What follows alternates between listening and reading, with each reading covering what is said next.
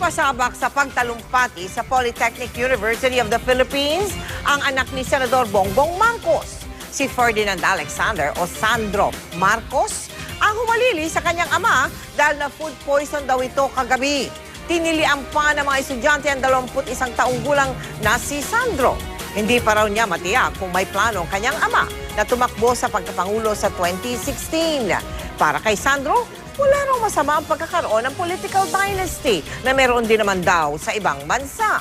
Nakabakasyon lang ngayon sa Pilipinas ang binata na nag-aaral ng international politics sa City University, London. And I support my father with whatever decision he makes. I wholeheartedly feel that. It's something bad because this morning he wasn't feeling very well.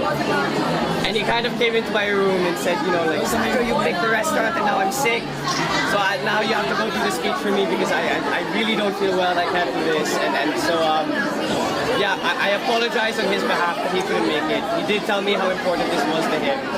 I mean, I can see how important it is. And I'm sure if he was able to do so, he would have done it. Instead, he sent me, which I hope is okay. How is he now? I actually don't know. I haven't seen yet. I'm gonna go back home after this because this event started late and we were in such a hurry that he came into my room, said, I'm sorry, you have to do this speech for me, and then I kind of just left. So I'm gonna go check on him now, actually, once I get home. Was he rushed to the hospital? No, nothing like that. It's nothing serious. He just fell. I think it's food poisoning, to be honest. So he should be okay. How was the experience like for you, considering this is a very important, contentious issue? Well, I need to brush up on my Tagalog. That's for sure. But it was definitely eye-opening, to say the least. I have never, or the last time I've only done that once before, and that was in 2010, I think, and I was much younger then. But it was definitely an eye-opening experience to see, you know, what my father experiences, what he goes through every day. It's definitely a lot harder than it looks, and I realize that now. That's something you yourself would like to do. Is it a life like live in the future? We'll see. Honestly, I actually answered a question inside earlier about that. When my dad was my age, he would say the same thing that he didn't know, because there's so much that changes in your life that I can't really say what I'm going to do in the future. What do you think of political dynasties in this country? Wow, that's a loaded question.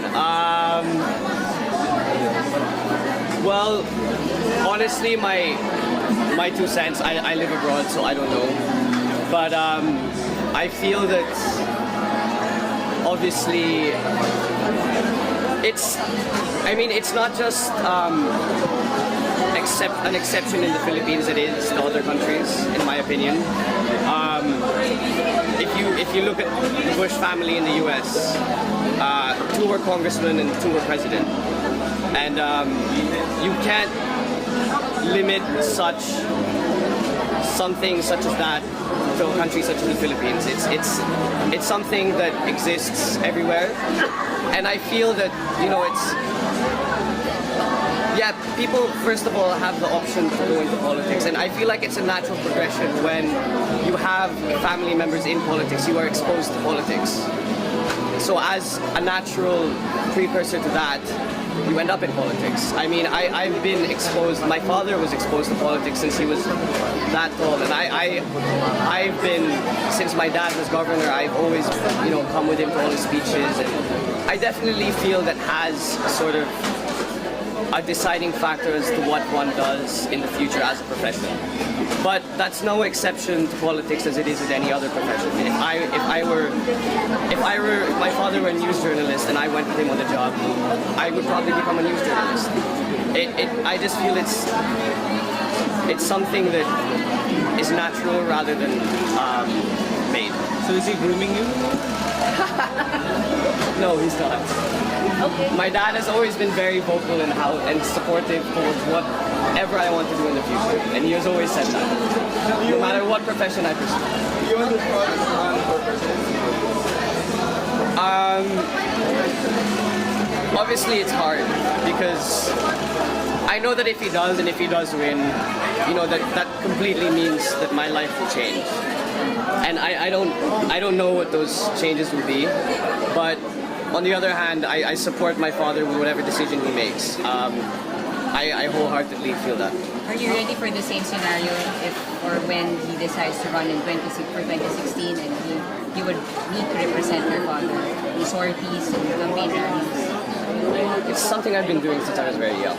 So if he were to ask for me to do things such as that, I would be wholeheartedly prepared. Thank you. Sandro,